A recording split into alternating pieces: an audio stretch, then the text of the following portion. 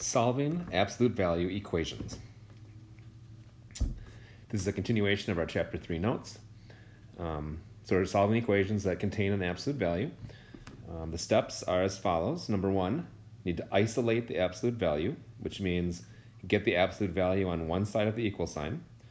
You'll notice in the first four examples below, this has already taken place. The bottom two examples, notice I have an absolute value, but I've got some extra. And this first step, what it means is we've got to get rid of those extra things so that all that's on one side of the equal sign is the absolute value. Step two, and this is the really important step. Step two is set the inside of the absolute value equal to the number on the other side and solve for x. Step three is set the inside of the absolute value equal to the opposite of the other side and solve for x. So when you're solving absolute value equations, you're going to almost, a lot of the time you will get two solutions. There are some times where you won't get any solution. We'll show you that when that comes up. So example number one, I have the absolute value of x equals 7. It is already isolated on one side of the equal sign. So step two is take the inside of the absolute value and set it equal to 7. And then step three is take the inside of the absolute value and set it equal to the opposite of 7, which would be negative 7.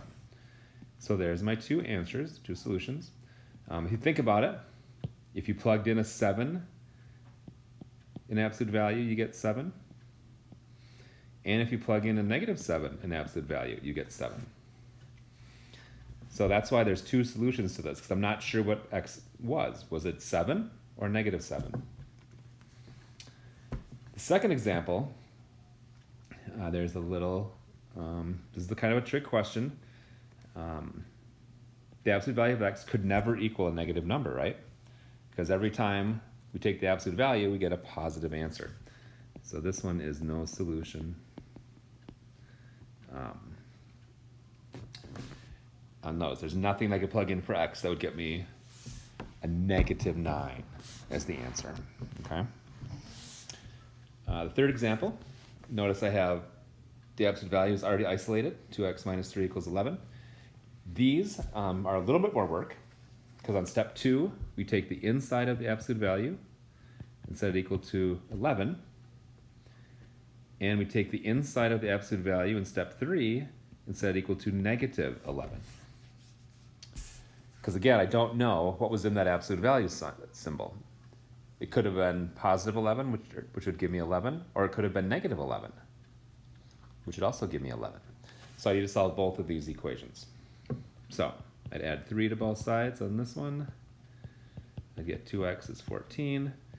Then divide both sides by 2. I'd get x is 7. So that's one answer. And if you plug that 7 into the equation above, it'd be 2 times 7 is 14, and 14 minus 3 is is 11.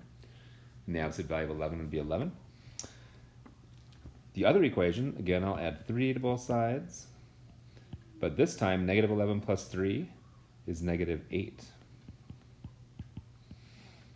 And now I divide both sides by 2, and I get x is negative 4.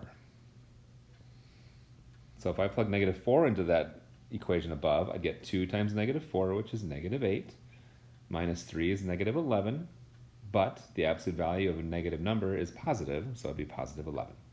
So there's two answers to that one, 7 and negative 4.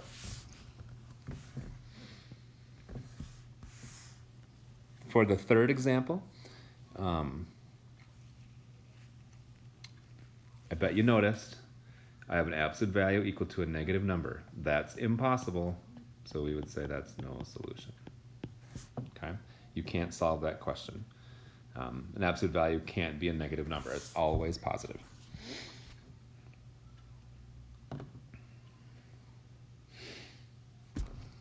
Now, our next example, there's a lot going on here. We have the absolute value of x plus 6, and then I'm subtracting 4, and that equals 20.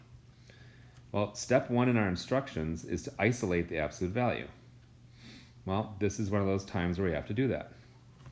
So I've got to get, so the only thing on this side of the equal sign is the absolute value of x plus 6. So the first step is going to be to add 4 to both sides to get rid of it, since it was subtract 4. So I'd have the absolute value of x plus 6 equals 24. Now I'm going to set up my two equations. Step 2 says I set the inside equal to 24. Step 3 says I'm going to set the inside equal to negative 24. And now I just solve both equations. Subtract 6, I get one answer is x is 18. Subtract 6, the other answer is x is negative 30.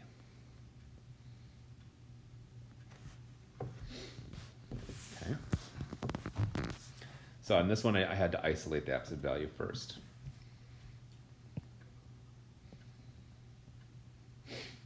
In our last example, there's two things that are stopping me from having the absolute value isolated.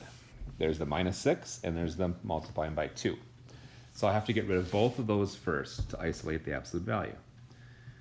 Just like we learned before in solving, we are going to get rid of addition or subtraction first.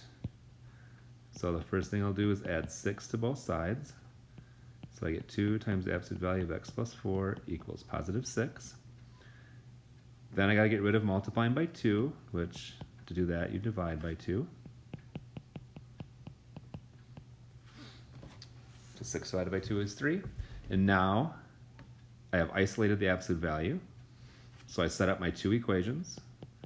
Once where the inside equals 3, once where the inside equals negative 3.